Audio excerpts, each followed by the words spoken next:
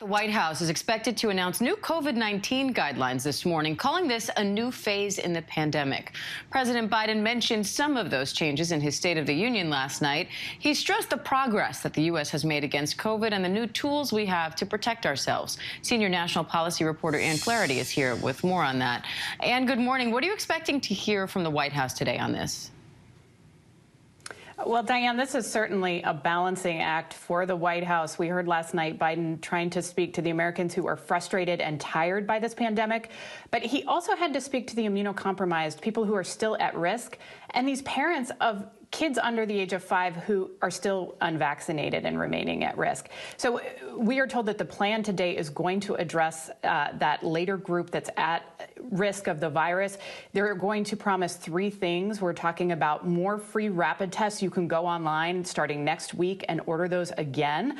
They're also going to set up a pharmacy clinic program where people who test positive at these pharmacy clinics would then immediately be given these new antiviral pills from Pfizer.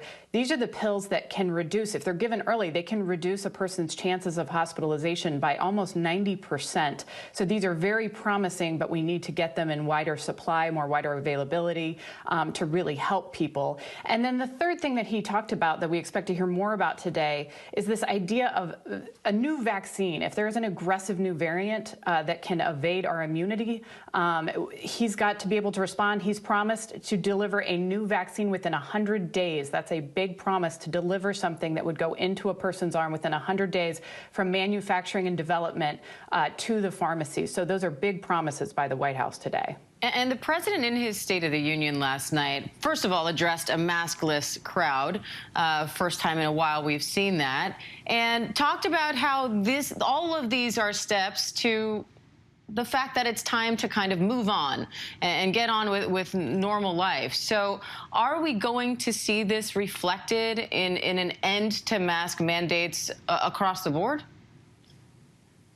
Well, we're certainly seeing in the states that have control of the mask mandates that they are pulling this back.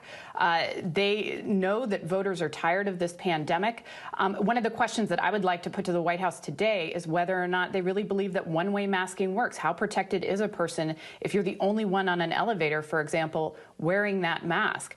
But, you know, again, this is a balancing act for the White House because they want to say that there is light at the end of the tunnel. They want to give voters hope. At the same time, we all know that this situation can turn very, very quickly depending on a variant because we know that most of the world right now isn't vaccinated. We know that Africa, for example, is still struggling to vaccinate its healthcare workers. So until we get those vaccines widespread globally, this will still be an issue. But the message from the White House right now is we've got this. We can manage this. You're not going to have to worry about it. You can get back into the office. You can send your kids to school. And that is certainly what voters wanted to hear. So, Anne, why do this now? Is this politics? Is it science? Or is it a mix of both? Well, I think it's a mix of both. You know, we've heard the CDC director talk before that public health guidance is only as effective as people are willing to hear it. And you have to be able to meet people where they are. You know, if they came up with guidance that no one is willing to follow, it's not useful. So in her mind, I think that she is trying to give people something to hang on to. I think it's going to be a very visible message today when the White House officials gather at 10:30. They're not going to be in a mask. They'll all be together. Physically, that is a big shift. But I think that they're also going to give the message that, you know, look, the vaccines worked, but this isn't over yet. This could change at any minute. All right. Anne Flaherty, we appreciate it. Anne, thank you. Hi, everyone. George Stephanopoulos here. Thanks for checking out the ABC News YouTube channel. If you'd like to get more videos, show highlights, and watch live event coverage, click on the right over here to subscribe to our channel. And don't forget to download the ABC News app for breaking news alerts. Thanks for watching.